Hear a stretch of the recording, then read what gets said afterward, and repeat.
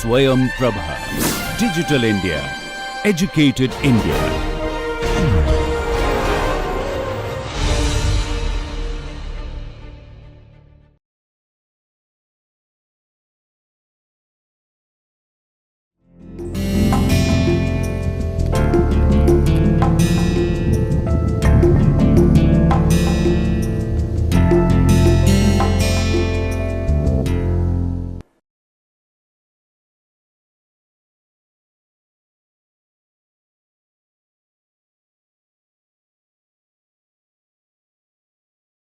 So, welcome to the module 5 of the lecture series on design of transmission elements. This module is basically related to bearings.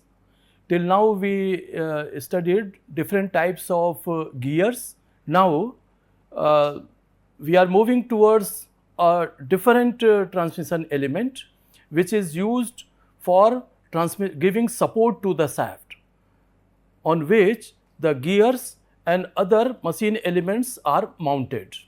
So, in this module, first of all, we will study what the bearings are, then how many types of bearings are, then we will select particularly two types of bearings, the sliding contact bearing and the rolling element bearings. And in the sliding contact bearing, again we will have different types of bearings, but we will study a particular type of bearing which gives support to the radial load only. So, under this bearing module, first of all we will study the sliding contact bearings and then we will move to rolling element bearings. So, let us start the sliding contact bearing, in which first of all we will have some introduction about the bearings and the different type of bearings, and we will then switch over to the particularly the sliding contact bearing. So, bearings, the main purpose of bearings is to support or prevent direct metal to metal contact between two elements that are in relative motion. That means, if two elements, let us take example of the shaft, on this shaft or through this shaft you want to transmit power, and for that a machine element known as gear you have mounted, for example. So, we have seen that at the pitch point there will be the radial load WR, there may be axial load WA and the transmitted load perpendicular to this screen. So, these forces will come to the shaft and this shaft has to give support to those forces, and this shaft is rotating also. So, you have to give support to this shaft here. Now, in this support, the thing should be such that there should not be metal to metal contact between the bearing and the shaft. Okay? This prevents friction, heat generation and ultimately the wear and tear of the parts. It also reduces energy consumption as sliding motion is replaced with low friction rolling for the case of rolling element bearings. They also transmit the load of the rotating element to the housing. This load may be radial, axial or a combination of both, because you see the radial load and transmitted load, the WR which acts at the pitch point and the WT which acts there, the resultant of that becomes the radial load which acts on the shaft. So, there will be a radial load on the shaft and there will be an axial load. This figure shows you one of the way the shaft is supported. This is the shaft, this is the axis of the shaft, and it is given support with the help of the two bearing systems. Two bearing systems are there. The shaft is going inside the housing. Okay. there may be a rolling element bearing inside it, or there may be sliding contact bearing inside it. That will give support and it will prevent metal to metal contact. Bearings mainly are of two types: the sliding contact bearing, in which there will be an housing, and inside this housing a shaft will go, and the diameter of the shaft will be slightly lesser than the internal diameter of this housing, and in between the shaft and housing a lubricant will be there, just like this. This is the shaft, okay. This is the shaft and this is the housing, okay. And due to the load which is acting on the shaft, initially the shaft will be resting at the bottom of this housing, okay. Now with the rotation of the shaft, a pressure develops that will lift it. This is the action of sliding contact, because here a lubricant is there and there will be relative motion between this and this, and so there will be sliding motion, sliding velocity, and this sliding velocity creates friction in the case of your sliding contact bearing. Another type of bearing is the rolling element bearings, in which there will be an outer race and there will be an inner race. In between outer and inner race there will be some rolling element.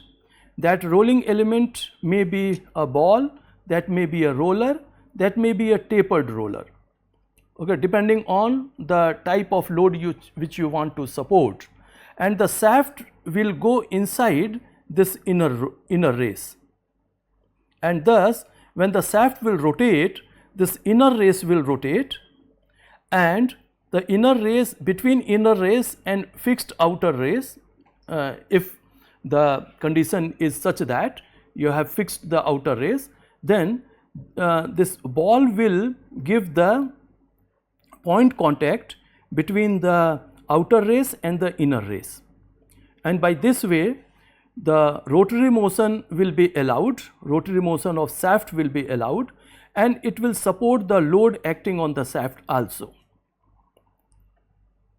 In this figure again a sliding contact bearing is shown. This is the shaft and this is the outer element which is called the bearing. Inside is the lubricant shown by grey color, okay. So if an infinitesimally small element of the fluid is taken, then there will be a force acting on this direction, and this force will try to shear. Now if this grey element is a rubber, let the a solid rubber, then on this solid rubber the fluid F force is acting like a shear force, and due to this shear force there is a deformation known as delta, and so this delta will be given by F, this H divided by cross sectional area on which this force F is acting, multiplied by G, the shear modulus. This is an at equilibrium torque T produces elastic displacement delta across a solid element. Now in place of solid element, if a fluid is there, then this infinitesimally small fluid element is shown here, and the same shear force is acting on the cross sectional area. Here is the surface velocity, and there is a velocity gradient, and that velocity gradient will produce a shear strain, and there will be a relationship that will relate the your surface velocity u with the shear force and this H and the cross sectional area A and a term mu known as absolute viscosity. Now let us see separately what is the viscosity.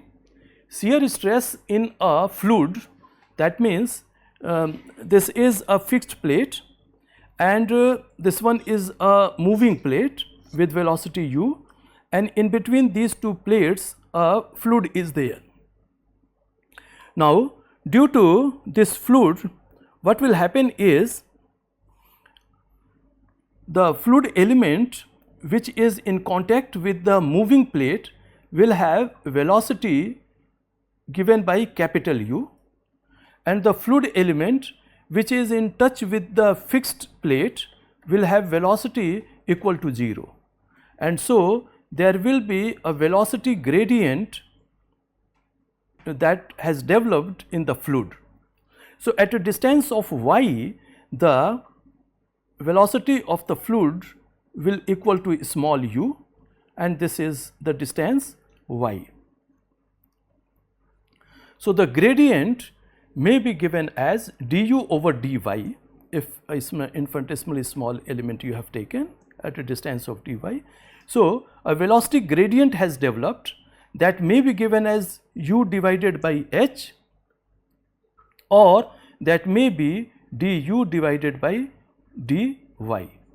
So it has been found that the shear stress which is applied, the shear stress will equal to the force which you are applying on this plate, due to that it is moving with velocity u, divided by the cross sectional area of the plate. That means if the plate is, let something like this is the plate, and the area of this plate, surface area of this plate is A.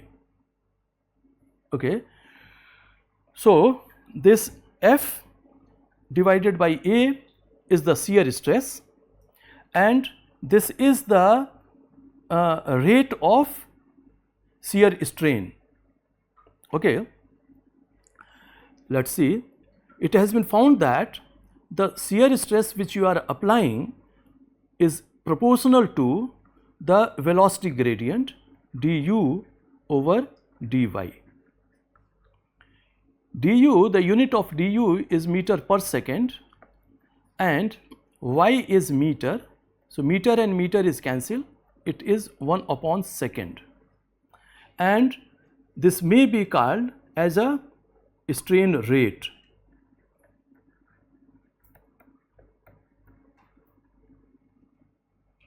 So the shear stress is proportional to rate of strain. In the solid, it is said that stress is proportional to strain. Stress is proportional to strain. But in the case of liquid, the formula is the stress, which is the shear stress, is proportional to rate of strain. Okay. Now to convert this proportionality into equality, this will be multiplied by a constant of proportionality. Let that constant of proportionality is mu, then tau is equal to mu du over dy, where this mu is called the absolute viscosity, also called dynamic viscosity.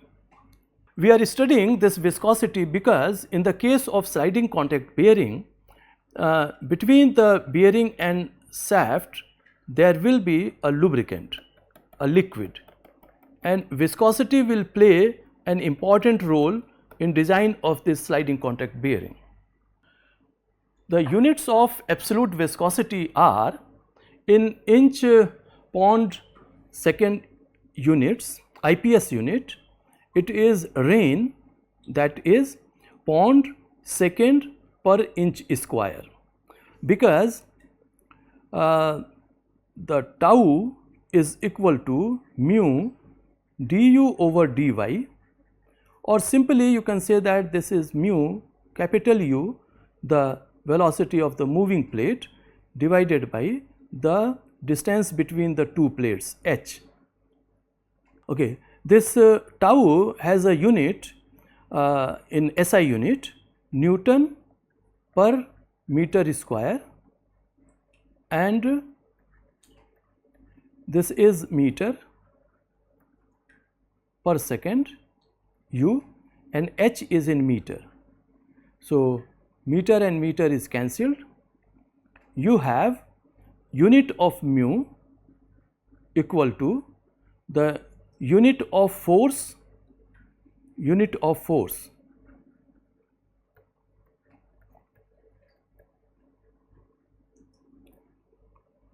divided by area, that means the stress, you may say unit of stress.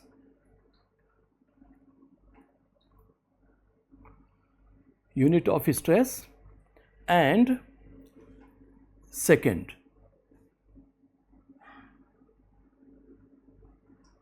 This second is the second will be multiplied here, multiplied by unit of time.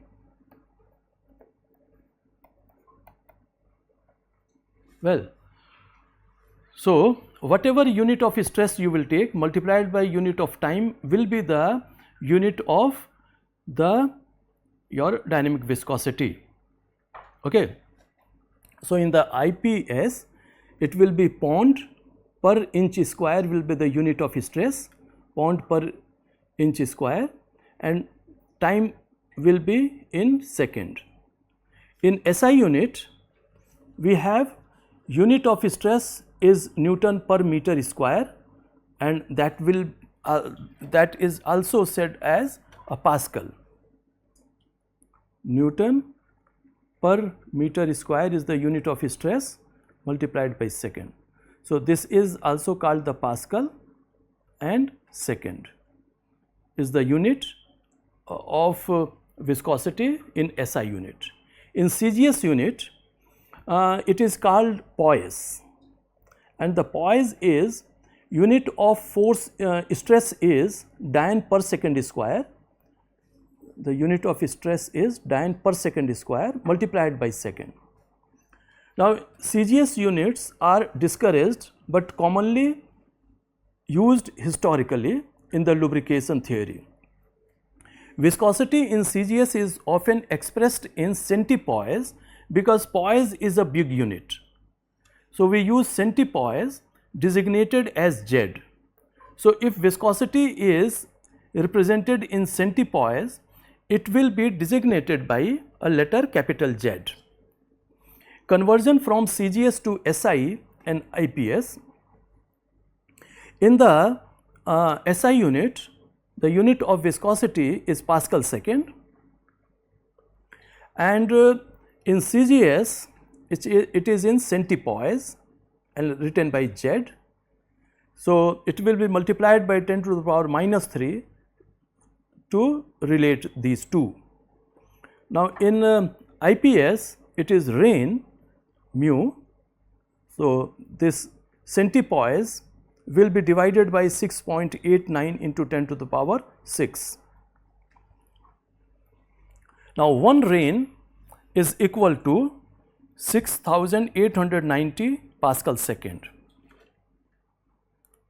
The Rho and Pascal second are such large units that micro Rho and millipascal second are more commonly used. The former standard metric unit of viscosity is still widely found in the literature is the poise. Conveniently, 1 centipoise is equal to 1 millipascal second. It is very simple relationship. 1 centipoise is equal to 1 millipascal second. Now type of lubrication, they are in the sliding contact bearing, because now we are focusing on the sliding contact bearing. There will be hydrodynamic lubrication. In the hydrodynamic lubrication, the two moving elements which have relative motion are separated entirely. So if the surface roughness is shown by these lines, then no any asperity is touching the higher asperity of the other surface, and the surfaces are separated by a thick lubricant. So, this is also called the thick lubrication. Now, when the surfaces are coming closer to each other, then what will happen is some asperities will start touching each other, okay, and that is called the mixed film lubrication. And when most of the asperities are touching, many asperities are touching, then it becomes the boundary lubrication. Continuous and extensive local contact are there. So, in the hydrodynamic lubrication, which is also called the full film lubrication or thick lubrication, there will not be any contact, and a thick layer of lubricant will separate the two moving surfaces. And in this case, the force or pressure which separates the two surfaces is generated automatically by relative motion of the two surfaces, or due to the wedge action that we will see in our coming slides. In hydrostatic, we will see it in detail, then elastohydrodynamic, boundary lubrication, and the solid film. Let us see one by one what these are. Hydrodynamic lubrication, the load carrying surfaces of the bearing are separated by a relatively thick film of lubricant so as to prevent metal to metal contact, and that the stability thus obtained can be explained by law of fluid mechanics. Hydrodynamic lubrication does not depend upon the introduction of lubricant under pressure. You are not supplying lubricant under pressure, okay, though that may occur, but it does require the existence of an adequate supply all the time. There must be adequate supply of lubricant all the time. If the lubricant supply breaks, then there will be a lesser pressure in between two surfaces, and there may be metal to metal contact, and that may be called the failure of the bearing. The film pressure is created by moving surfaces itself pulling lubricant from bigger area to the smaller area. If along this the fluid is forced to flow, then due to this wedge action a pressure is created, and that pressure separates the two moving surfaces. Hydrodynamic lubrication is also called full film or fluid lubrication. Typical film thicknesses at the thinnest point, designated as minimum film thickness HO, are 0.008 to 0.020 mm. The typical values of coefficient of friction, because of the sliding motion, sliding will create the friction, and so coefficient of friction will come into picture. So, typical values of coefficient of friction are 0.002 to 0.010. Now, the next type of sliding contact bearing is the hydrostatic bearing or the hydrostatic lubrication. In that, what we do is, from external source pressurized fluid is supplied through these races, and this pressurized lubricant or fluid separates the shaft from the bearing, and it attains this position. So, initially there will be metal to metal contact between the shaft, this shaft and this bearing. Due to externally supplied pressure, the shaft will be separated from the bearing like this, and it will start rotating. Now, later on, due to rotation, hydrodynamic pressure will also develop, and the supply may be terminated or may be continued depending on the application. If the load is very high and hydrodynamic pressure is not sufficient, then this pressure will be continued to be supplied, otherwise it will be taken out. So, unlike hydrodynamic lubrication, this kind of lubrication does not require motion of one surface relative to other. because this high pressure lubricant has separated the two surfaces. We shall not deal with hydrostatic lubrication in this our study, but the subject should be considered in designing bearings where the velocities are small or 0, or where the frictional resistance is to be an absolute minimum. That means the load, if load is very high or the velocity of the this shaft is not very high, so that sufficient pressure is developed, then in that case hydrostatic lubrication is considered. Then is the hydrodynamic lubrication, is the phenomena that occurs when a lubricant is introduced between surfaces that are in rolling contact. For example, in the case of gears, the gear tooth are in contact and very high contact stresses are there, and therefore here lubricant will be supplied. Okay. The examples are mating gears and the rolling elements. The mathematical explanation requires the Hertzian theory or the Hertzian contact stresses and the fluid mechanics. Now the next one is the boundary lubrication, where many asperities have started touching each other. This is called the thin film lubrication or the boundary lubrication. The film is very thin. So in boundary lubrication, surface contact is continuous and extensive, but the lubricant is continuously smeared over the surfaces and provides a continuous renewed adsorbed surface film that reduces friction and wear. Typical value of coefficient of friction is 0.05 to 0.2. Now when bearings must be operated at extreme temperatures, a solid film lubricant such as graphite or molybdenum disulfide must be used, because the ordinary material oil or the mineral oils are not satisfactory. Much research is currently being carried out in an effort to find composite bearing materials with low wear rates as well as small frictional coefficient. Now the sliding contact bearings require direct sliding of load carrying members on its support, as distinguished from rolling element bearings where balls or rollers are interposed between the sliding surfaces.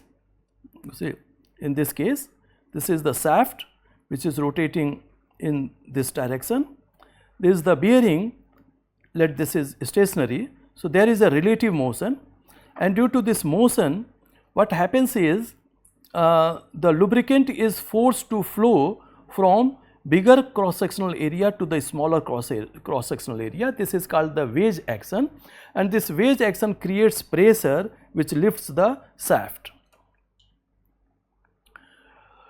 The types of sliding contact bearings, there are two types: the journal or sleeve bearings, which are cylindrical and support radial loads, those perpendicular to the shaft axis, and thrust bearings, which are generally flat and in the case of a rotating shaft support loads in the direction of the shaft axis.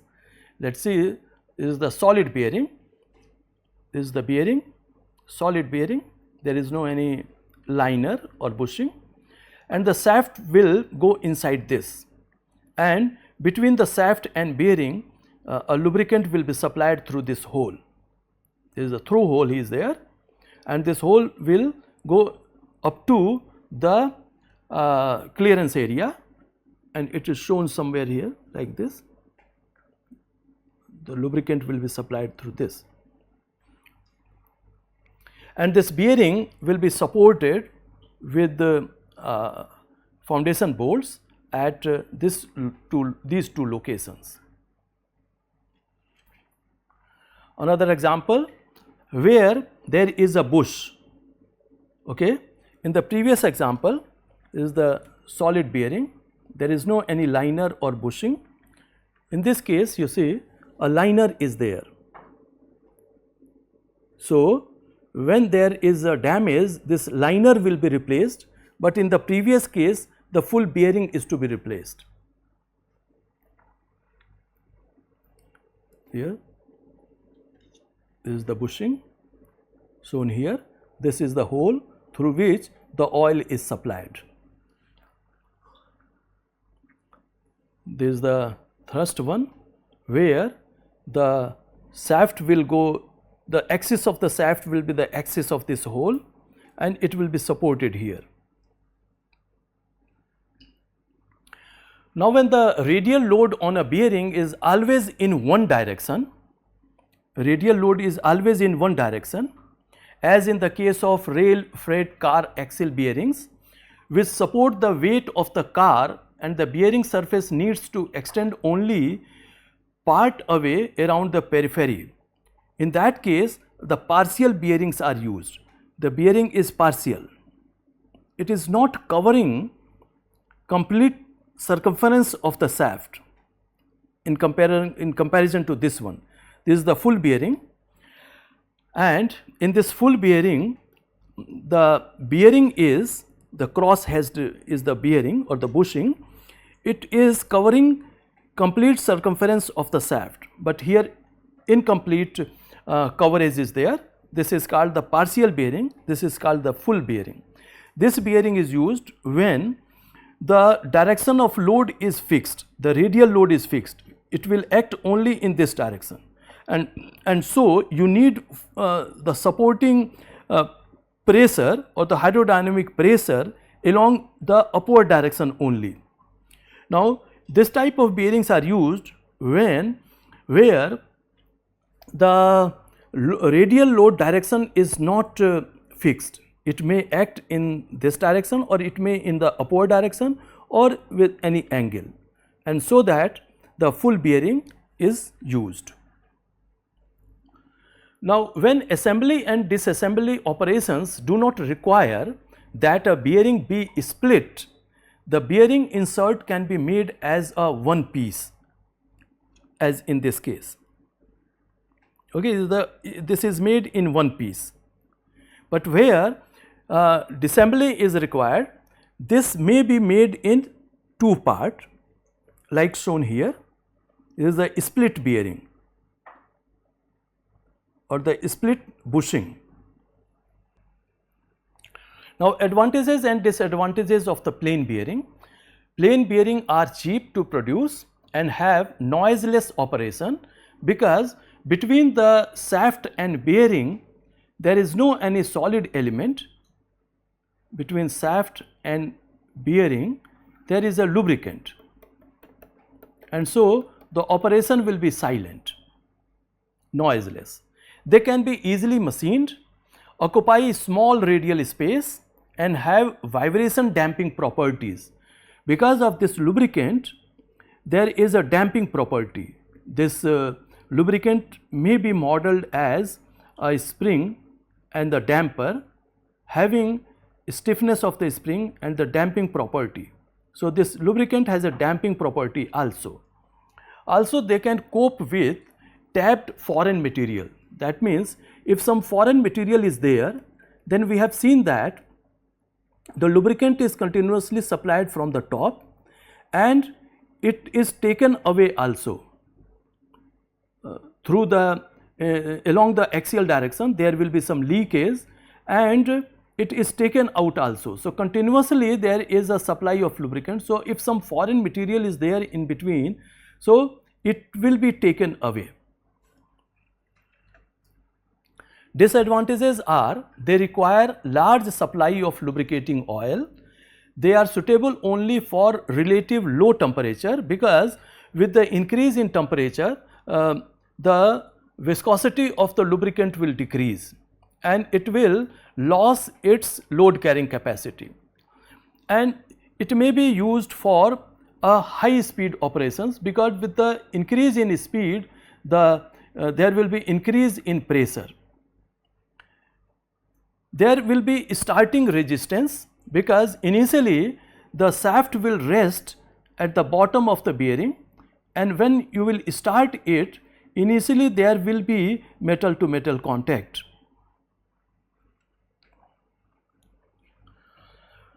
Now, we will study the initial design methodology, in which it is assumed that the force acting on the shaft is negligibly small, and due to that the shaft is running concentric to the bearing.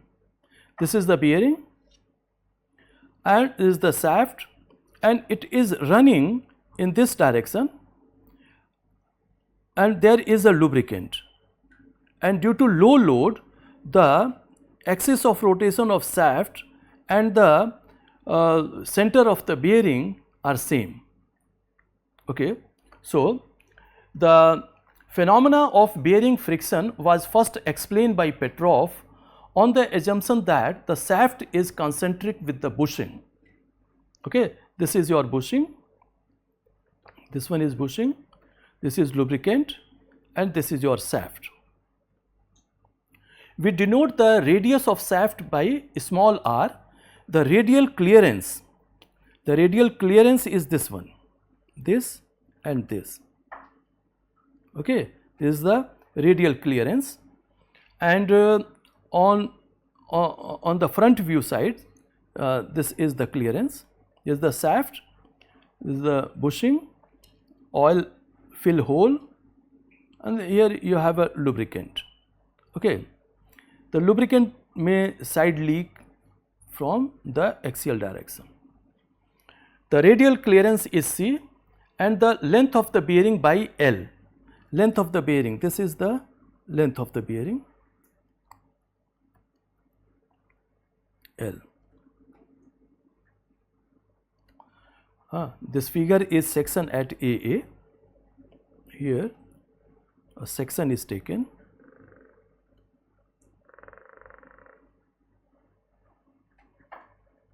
From this cutting plane, and then it is drawn here.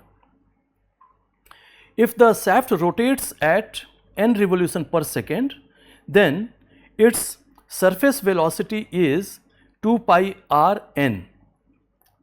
For, if the shaft and bearing are expanded, then this is the surface of the bearing, which is fixed, this surface. Okay.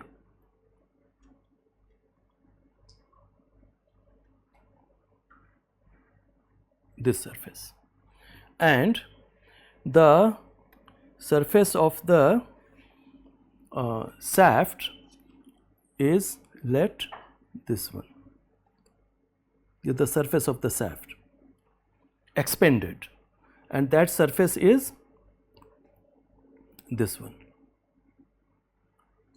Okay. This length will be pi, r is the radius of the shaft, so 2 pi r will be this length.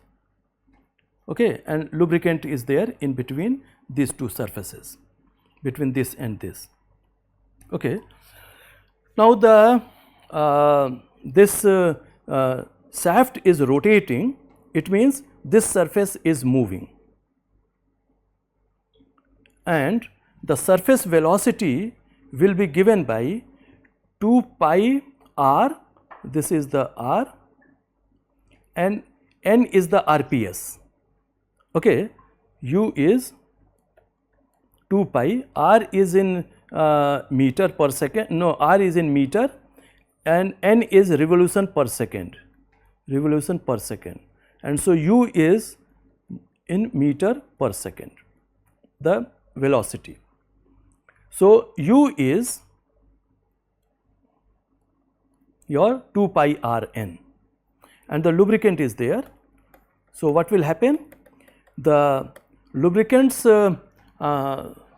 your surface velocity, which is in contact with the bearing, will be 0, and the lubricant which is in contact with the moving surface, which is moving with u velocity, will be capital U. So this type of velocity gradient you will get. This will be capital U and this is 0. like this. Since the shearing stress in the lubricant is equal to the velocity gradient times the viscosity, we have tau is equal to mu multiplied by capital U divided by H from this. Okay. The shear stress which is acting in this fluid tau will be mu, this U, and the distance between the two plates. So, let the distance between the two plate is H. Actually, this is the clearance space. So, this H will also be equal to C, the clearance. So, substituting the value of capital U, 2 pi r n multiplied by mu divided by this H is substituted as C. The force required to shear the film is the stress times the area. The torque is the force times the lever arm R. Thus, torque is equal to, the torque which is acting is tau multiplied by A multiplied by R. Okay. So, substituting the value of this tau and substituting the value of A. What is the A? A is the length of the plate is 2 pi r, and length of the plate is 2 pi r, and the length of the bearing is L. So, it will be 2 pi r multiplied by L is the area of the plate. Okay, this is the length L. So, 2 pi r L will be the capital A. So, 2 pi r L is the capital A, this capital A and R. Substituting all this, we get this one. Now, let capital P is equal to the W load which you are applying, this W load which is acting on the shaft, and the projected area on which this load is acting, and the projected area is L multiplied by the diameter of the shaft multiplied by the length L, the bearing. So, W divided by 2 RL is the projected area on which this load is acting. Okay. So, this P is W divided by 2 RL, and this is also called the unit load. The frictional force is F multiplied by W, where F is the coefficient of friction, and so the frictional torque is given by F multiplied by WR. F is this one, W is given by this formula, P multiplied by 2RL multiplied by R is 2R square, coefficient of friction, length of the bearing, and the unit load. Now, from this formula we get the value of coefficient of friction which is acting, and that is 2 pi square mu n divided by P multiplied by R divided by C. Now, you can say that the coefficient of friction in this case, the particular case which we have taken, this particular case, is given by this constant and this particular value, and you will see that this is a unitless number, dimensionless number, dimensionless. This R divided by C is also dimensionless, and due to that the coefficient of friction we know has no any dimension. This is very important parameter, and this equation was derived by Petrov in the year 1883. The two quantities mu n by P and R divided by C are very important parameters in lubrication theory. This is called the bearing number, mu n divided by P is called the bearing number.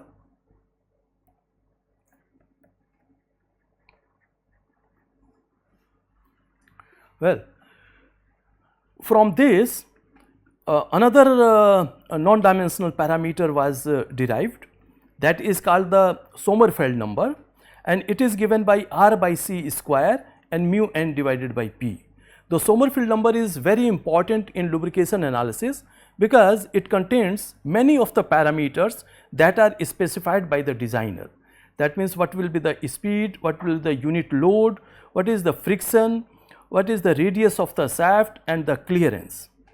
So, it includes in itself many parameters which are required in the bearing design.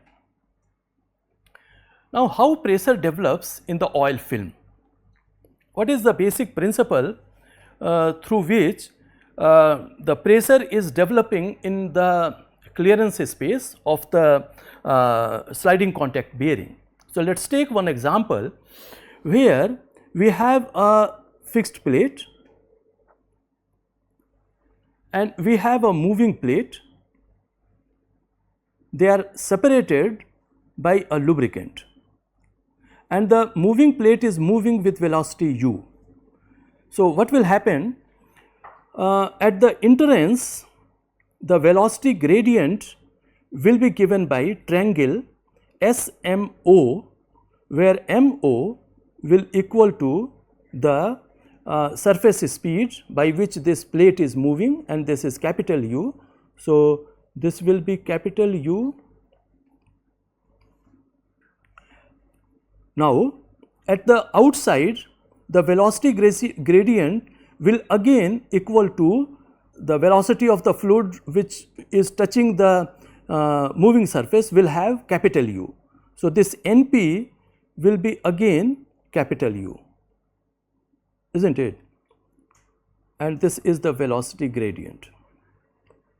So, same type of velocity gradient you are taking, the triangle MOS and triangle NPT are same triangles, their areas are same. And so, whatever lubricant is coming in through area MS, the same amount of lubricant is coming out through area NT, okay? And there is a linear velocity gradient and that is given by U divided by this distance. If this distance is h, then divided by h. A linear relationship is there, you may say du over dy. Well, now let us take another case, two parallel surfaces, but now they are the top surface is not moving horizontally, but it is moving in the down direction. The direction of motion of the top plate MN plate is in coming downward and the bottom plate ST is a fixed plate.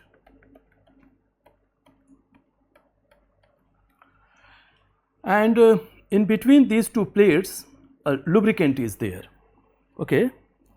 The lubricant is there.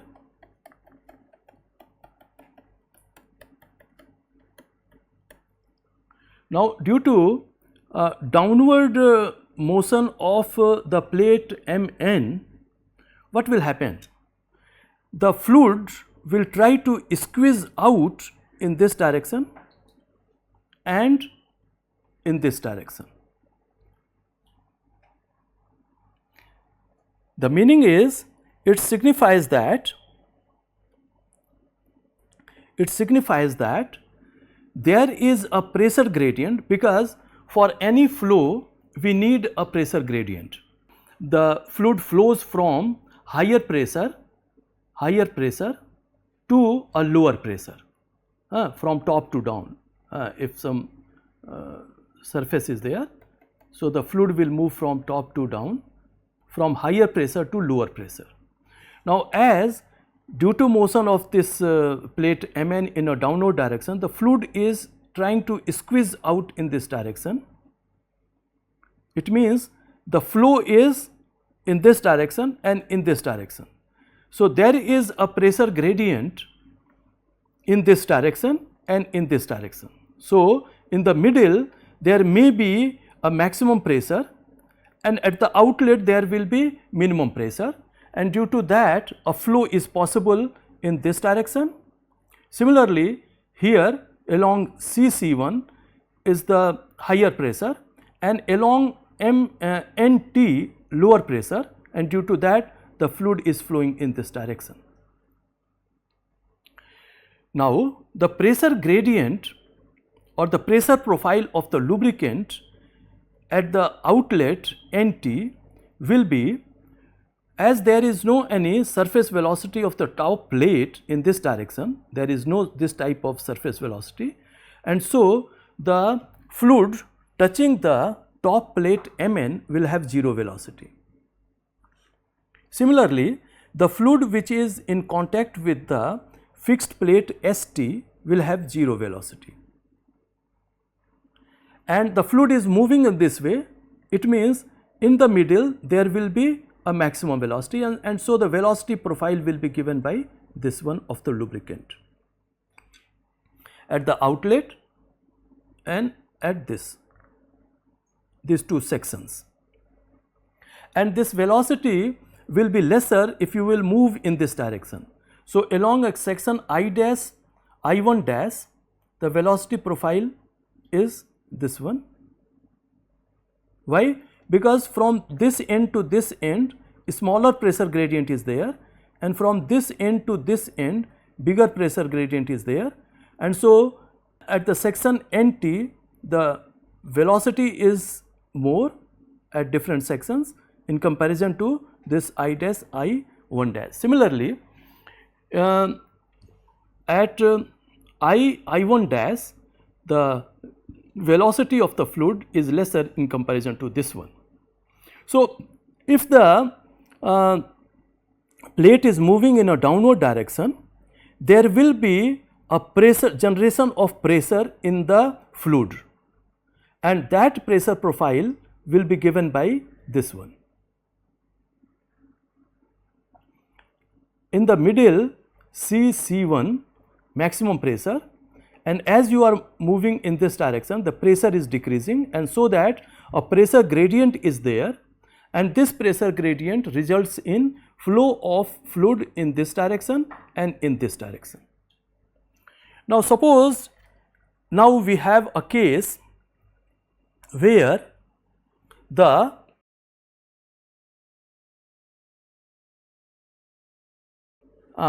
parallel, but they are inclined. Plates are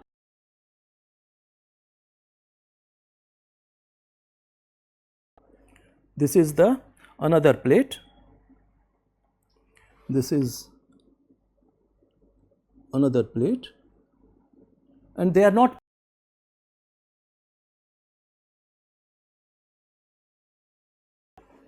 If this top plate is moving with a speed given by surface,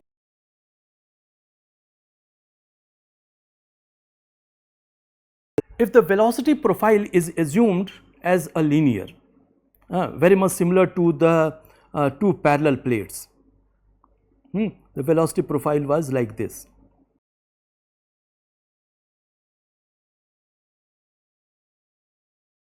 And u. Now, let assume that same type of linear velocity is there, and so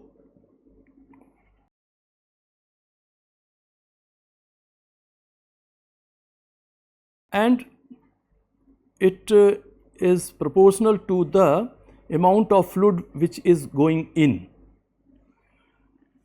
Here also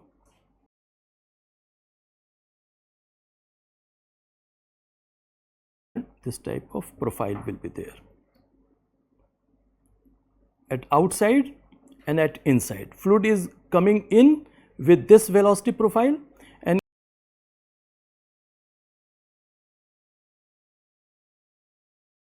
the area of this triangle, which symbolizes the amount of fluid going in, and the area of this triangle, which symbolizes the amount of fluid which is going out.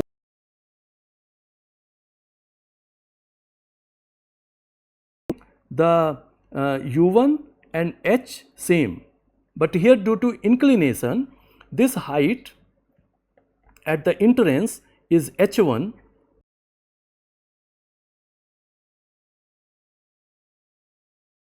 H2 is less than H1. So, it says that more amount of fluid is coming in and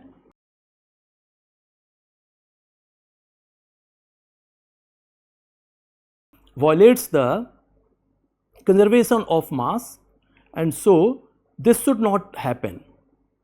So, where we are wrong? We are wrong in considering this inclined case similar to this parallel case.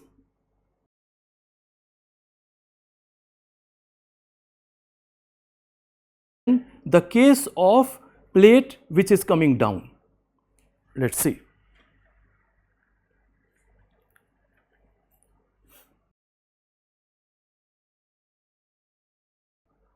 It is a summation of the plate which is and the plate which is coming down. So, the velocity profile and this profile. So,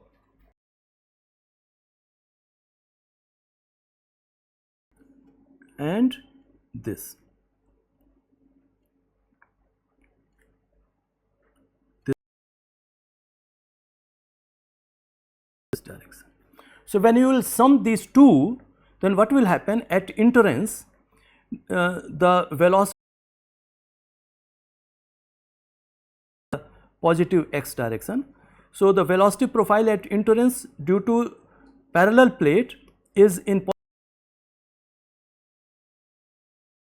plate, one of the plate coming down, the velocity is in negative x direction. So, they will deduct each by superimposing. Then here the velocity profile will become something like this.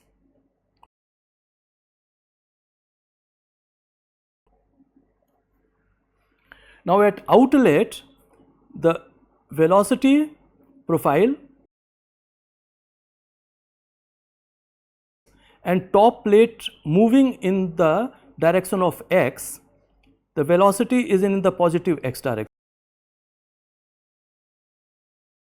Moving vertically down, then the velocity is also in the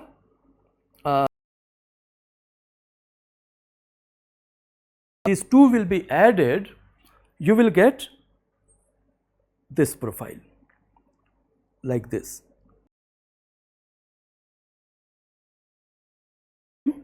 And thus, it will satisfy the mass of conservation.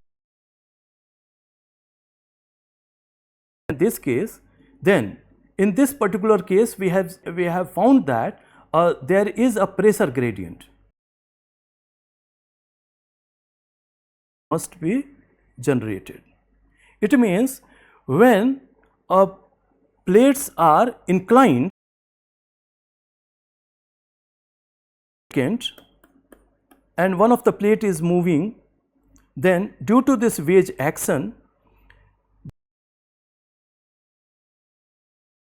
that a pressure is generated, and that pressure is called the hydrodynamic pressure.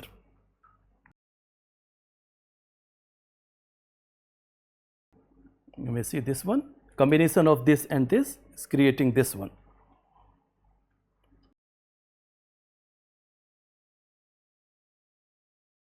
Shaft and this bearing. After the two stages, this is the stage. In this stage, part. In this part, from this to this,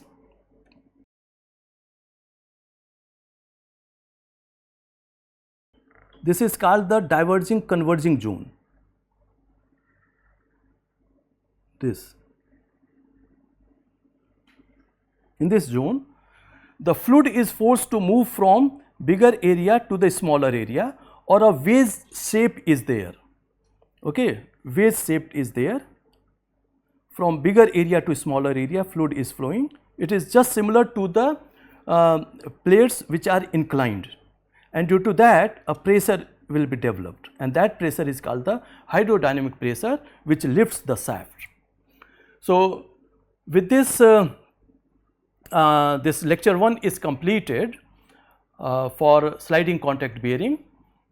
We studied in this lecture brief about what the bearings are, what they do and why they require, and what type of bearings are. Then finally we came to the sliding contact bearing. We studied different types of sliding contact bearing, and thereafter we found the development of hydrodynamic pressure. How hydrodynamic pressure, and what is the basic principle by which the hydrodynamic pressure is developed, which lifts the shaft. In the coming lecture, we will study in detail this hydrodynamic pressure development with the help of Reynolds equation, and thereafter the design of sliding contact bearing. Thank you.